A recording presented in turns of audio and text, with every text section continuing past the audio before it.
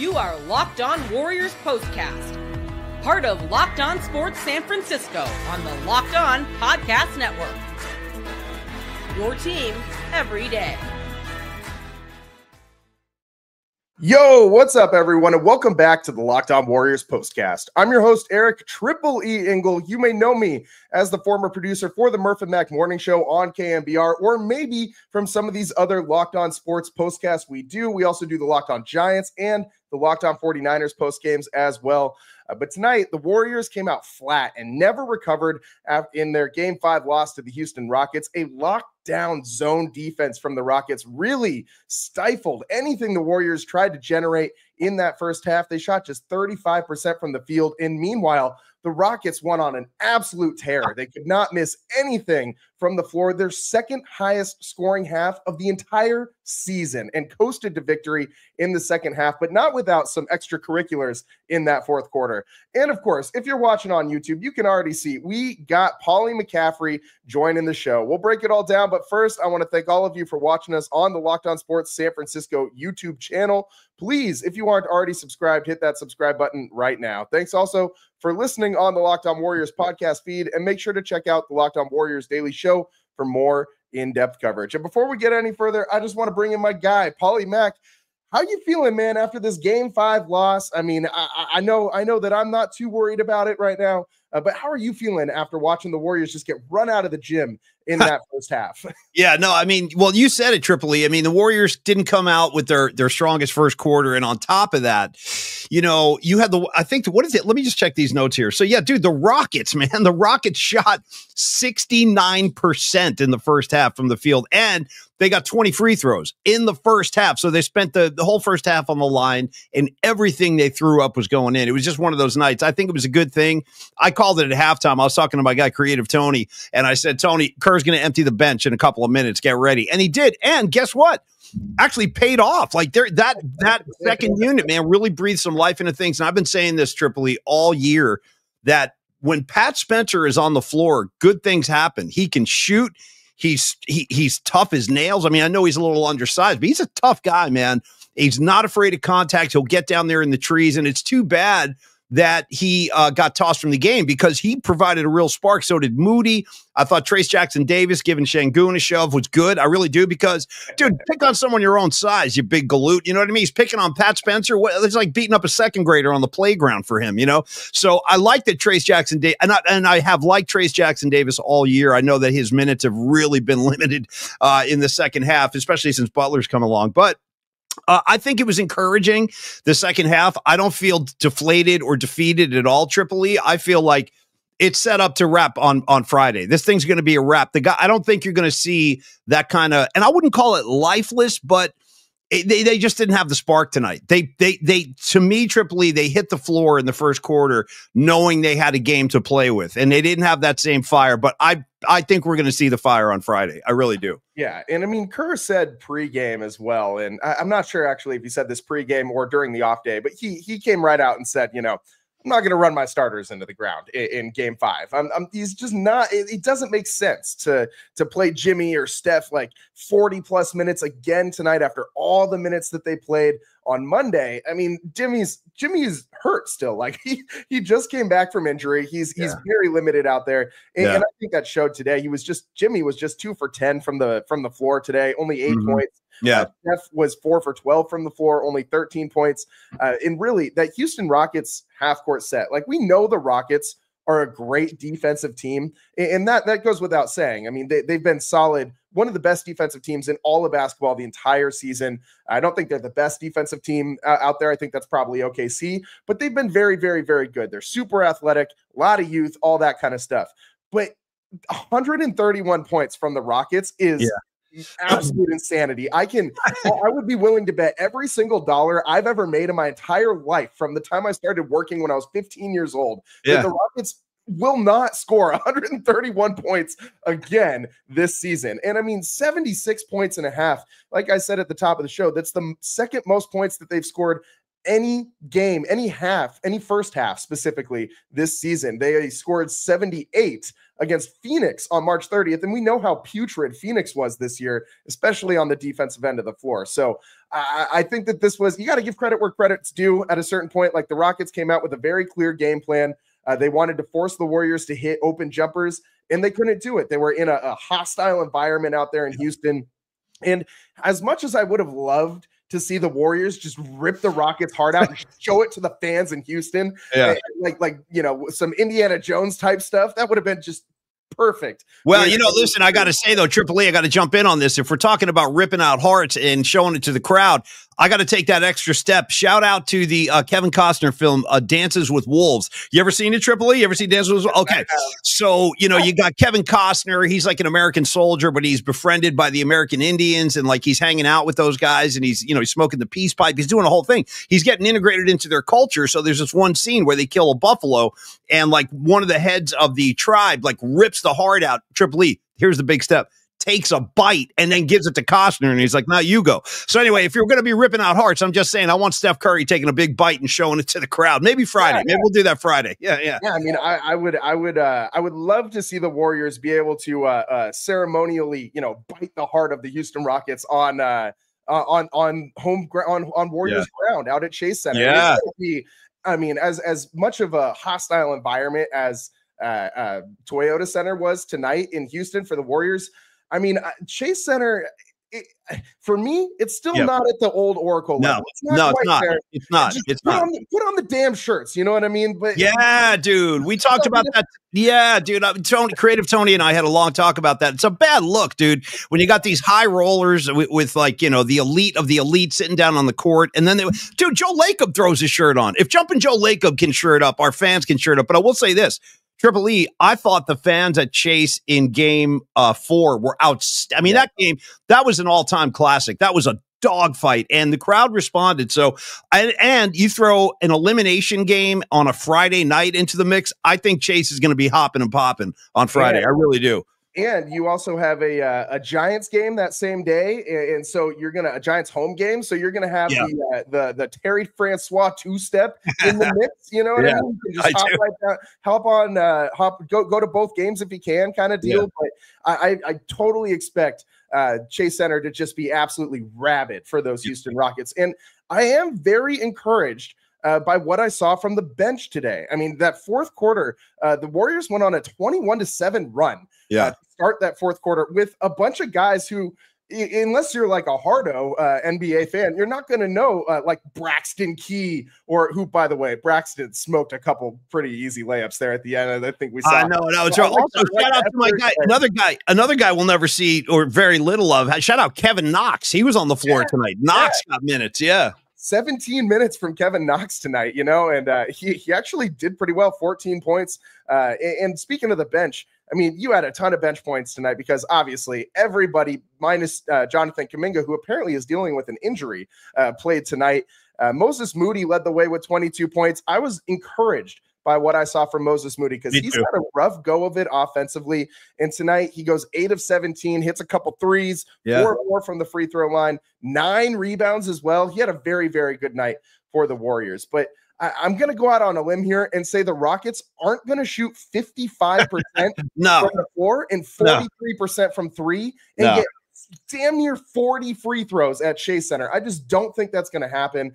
And that's kind of what they needed to beat the Warriors tonight because of that late surge. And that's kind of crazy that at one point they were up like 31 or something like that. And the Warriors cut it to 13, 11. There. Dude, right before Spencer got tossed, they had turned it back into a game. I mean, that thing was getting to the point where I was thinking, like, is Kerr going to put some of the starters back? Like, I know that's a bad move after you've been cold on the bench, but the game was getting, I mean, he did put Buddy Hield back in there at the end. So Buddy got a couple of minutes, but that's how close it started to feel. And then Spencer got tossed, and that felt like that was the end of the game, like officially. But I'm telling you, man, I still feel really good about Friday. I'm not, like, as far as my view of the series trips, I'm not concerned. Like, I'm not worried. I'm not pacing around. I'm very confident the Warriors handle their business on Friday. I mean, this is where all that experience comes in and the great coaching of Kerr and his staff.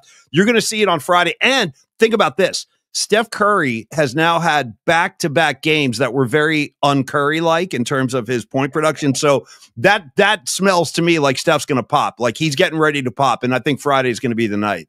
Paulie, I'm wondering if you saw there was a picture of Steph from when he was walking into the stadium tonight, and you could see his hand, like the injured thumb, and someone zoomed in close on it.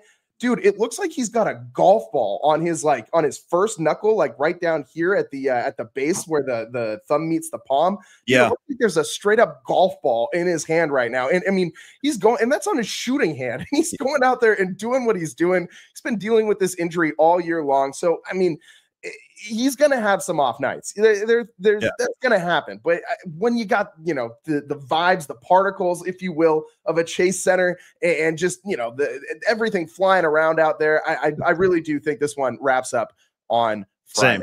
Same. Friday. And last question, because I know you got to get out of here. So last question before I let you go. Okay. Trayce Jackson Davis, man. I know that we talked a little bit about Pat Spencer and TJD earlier, but this guy has got to be one of the most selfless teammates I've ever seen on any kind of Warriors, Giants, Niners, any sport, throw it out there. I think that TJD has really shown that he's going to stand up for his teammates. He's just a team guy. Earlier in this season, there was a moment where Quentin Post, TJD gave up his seat in the front row to go sit in the second row behind the rest of the team so Quentin Post could be in the mix because he was getting more minutes. And TJD said, "That's fine, man. You're playing. I'm not really getting minutes. I'm out of the rotation. I'll take a back seat to you," to a rookie, which that does not happen. And then you look at the way that he's going to bat for guys like, it's not like Steph Curry was getting manhandled by Dylan Brooks out there. It's Pat Spencer. Yeah. And TJD says, "I don't care. You're wearing that blue jersey. You're my guy. And I'm going out there to defend you." He's got that dog in him. Paulie, I know you like a beard of a Trayce Jackson Davis, but what did you think of him coming to the defense of a Pat Spencer tonight? I loved it, and I've liked Trayce Jackson Davis all along, and I like the pedigree. I like the program he came from at Indiana. Like kids that go through the Indiana program are usually very sound fundamentally, and he's exactly that. Like he knows how to play basketball. I feel like he will be a good pro. I think he's going to have a long career in the NBA. He just hasn't found like his right role or niche yet, but it's coming. Like I'm very confident he will be around. He's a good player. He's really smart. And and talking about the beard, bro, looking at you and then Trayce Jackson, I got beard envy over here. Like I got a little kind of baby squirrel beard going. You guys are going Garcia on me, and I love it. I love the thick beard of a Triple E, and I like bearded up Trayce Jackson Davis. I do. I like that look.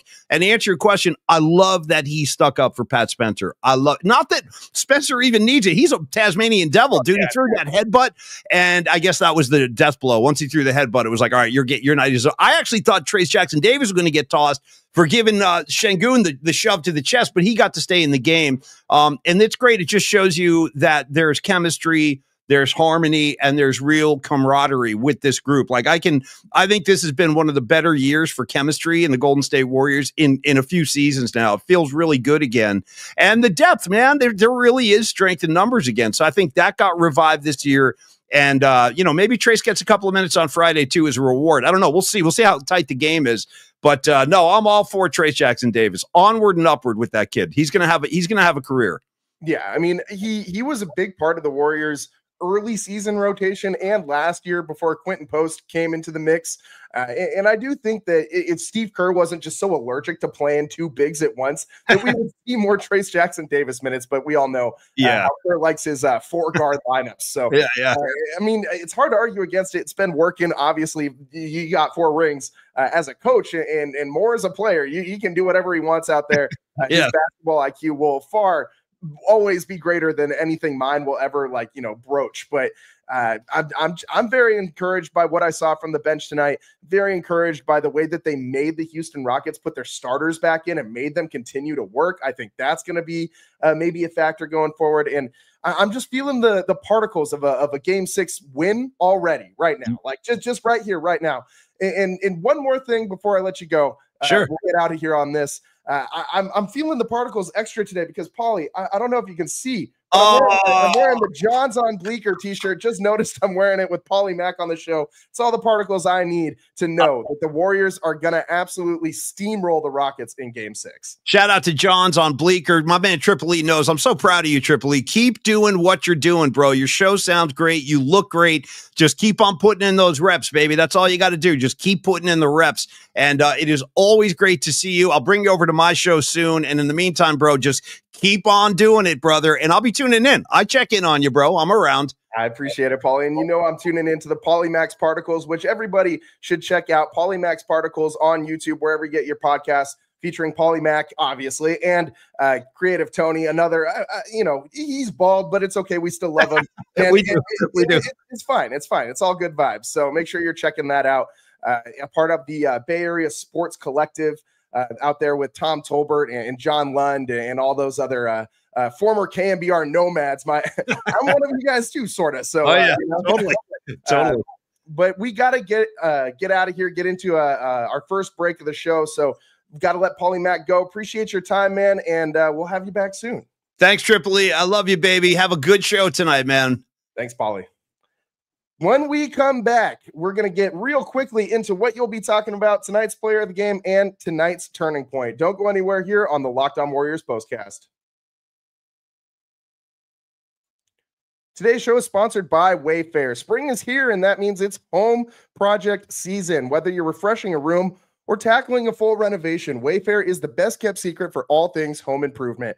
From small upgrades like stylish cabinet hardware to major upgrades like new vanities, sinks, or outdoor lighting, WayFair has quality products for every budget. I have been slowly upgrading my furniture around my small tiny apartment out here in San Francisco, and Wayfair has got everything that I need to make it happen, and their free and fast shipping makes it so easy. No hauling those items from the store and no trying to fit it and play Tetris into the trunk. It's just so much easier with Wayfair. Shopping is seamless, and I found exactly what I needed to fit my space and style. Wayfair makes home improvement easy. Get started right now at wayfair.com. That's WAYFAIR.com. Wayfair, every style, every home. And today's show is also sponsored by Gametime. There's nothing like the atmosphere of an NBA playoff game. Every bucket, every defensive stop, every moment feels huge. It's electric out there at Chase Center. And with Gametime, you can be part of it without the stress of last-minute ticket hunting. Gametime makes it fast and easy to get playoff tickets, even when demand is sky high. Prices on the app actually go down as tip-off gets closer, and their last-minute deals can save you up to 60%. And obviously, Warriors coming back for Game 6 on Friday.